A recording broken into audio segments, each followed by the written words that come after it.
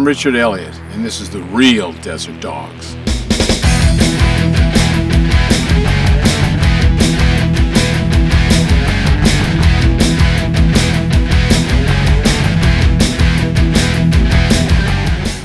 Previously on the Desert Dogs. I think there's a lot of flash floods since May when we were here last.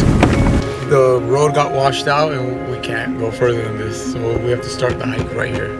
Very bottom of the freaking hill.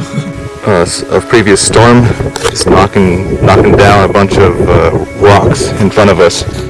Alright, we found this really cool looking UFO. And by UFO we mean unidentified flying object, not flying saucer. Is it coming towards us? No, it's looking up at us.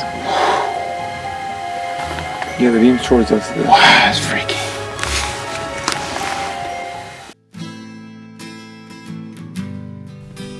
The next day, we woke up bright and early. We felt it in our bones. We were actually going to make it. Even the somewhat cooler weather was inviting us to Beveridge. As I was setting up my tent, I actually found a little caddisfly in the order Trichoptera. And normally when you do see this, it's an indicator of a healthy stream. So that means there's a healthy stream around here, which most likely means we're getting closer to Beveridge City. As we began the hike, it was all so surreal. Until we got lost for the first time. Right at the point where we stopped the last time we came up here, the trail disappeared. A half hour later, we found it again. This was a constant theme as we attempted to navigate this trail. Alright, so we basically just climbed up the side of a cliff. Fortunately, I was able to find the trail, but it looks like we took a wrong turn somewhere. And we use a lot of energy getting up here. How you feeling, Jose? That kicked me butt right there. Especially carrying this heavy pack.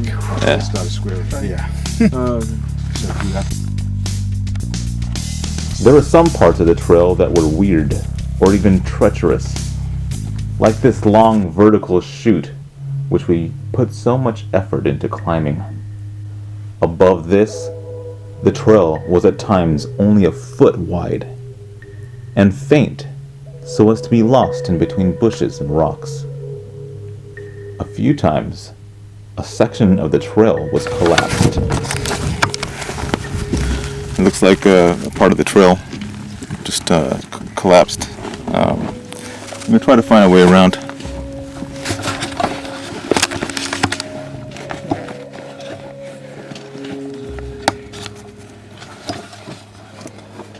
Let's see, sort of collapsed down there.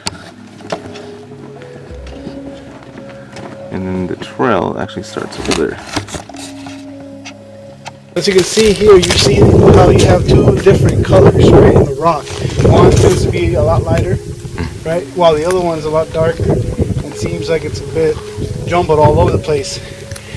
Here is a fault, and this is one of the one way to tell whether a fault's cutting through a certain area, and that's it. Geology.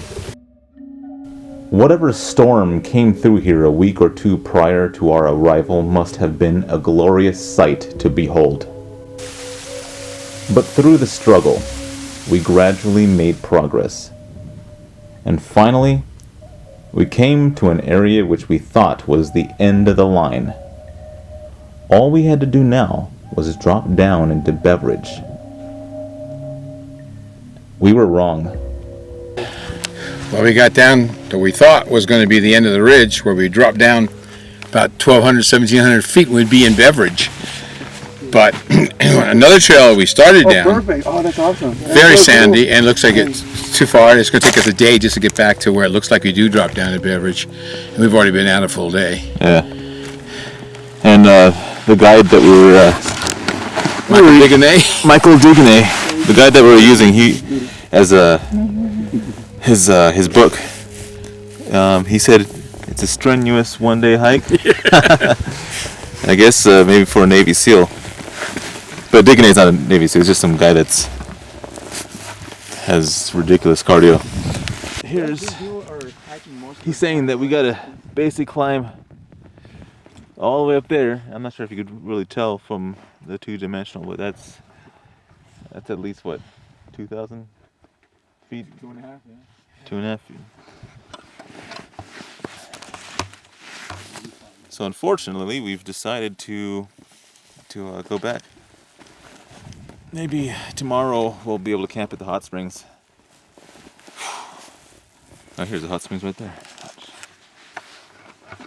Across the valley. Yeah.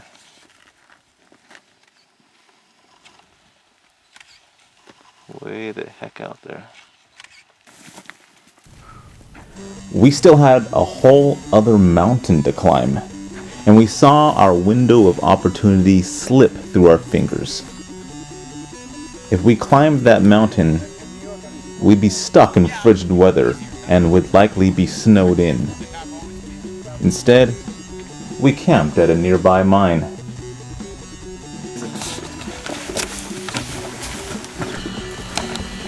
So what'd you find, Danny? What do you got here? I have no clue. Apparently, since we've been seeing aliens last night, it might be some kind of ancient probe. Ouch.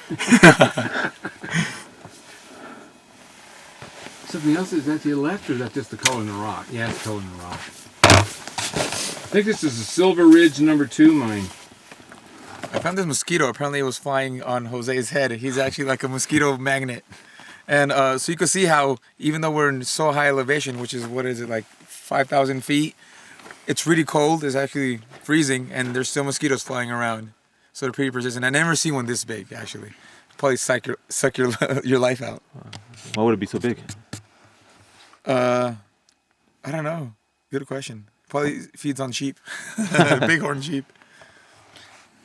Either that or there's probably radiation around. I spent the whole night freezing my ass off, repeating the mantra, "Oh man, this sucks," and a slew of other unsavory curses. I may have pulled off 2 hours of sleep that night. The next morning we saw snow on some of the distant peaks, and we saw clouds creeping in. In the chill of the morning, we set off for our ride way down at the bottom of the mountain. I lost my little REI chicken, and this morning Danny found it on the ground. He goes, "This is a rubber chicken?" And then we all started laughing. I couldn't stop laughing. That we're supposed to take this little chicken with us wherever we go and take pictures. So back at REI, we see where all of us employees have gone, where the chickens have gone. And some of the bigger chickens have been all around the world. We got chickens about that big. And they've been all around the world, India, China, Africa. So I'm kind of glad Danny found my little rubber chicken. Thanks, Danny. And that was it. Our second attempt at Beveridge was kind of like The Empire Strikes Back, to use another Star Wars analogy. Okay, we're almost there, finally. Instead of losing an arm, as Luke Skywalker did, we faltered and lost our will to continue. The rebels may have lost against the Empire this time, but everyone knows they'll return.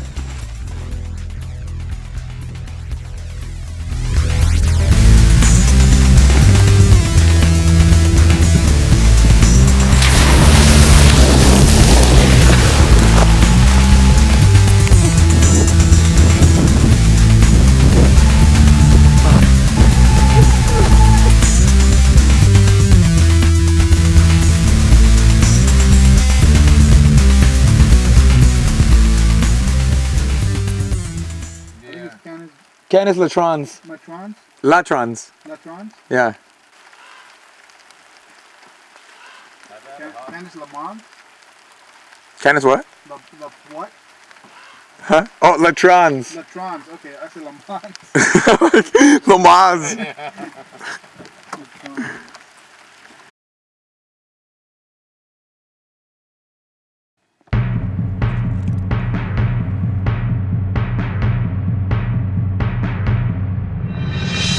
These are real men. Real men buy real desert gear.